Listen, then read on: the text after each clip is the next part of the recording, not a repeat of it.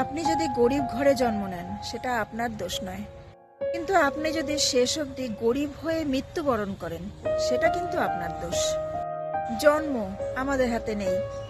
কে কোন পরিবারে জন্মাবে, কোন পরিবেশে চোখ খুলবে, এটা শুধুমাত্র প্রকৃতির খেলা, ঈশ্বরের ইশারা, নিয়তির পথ চলা।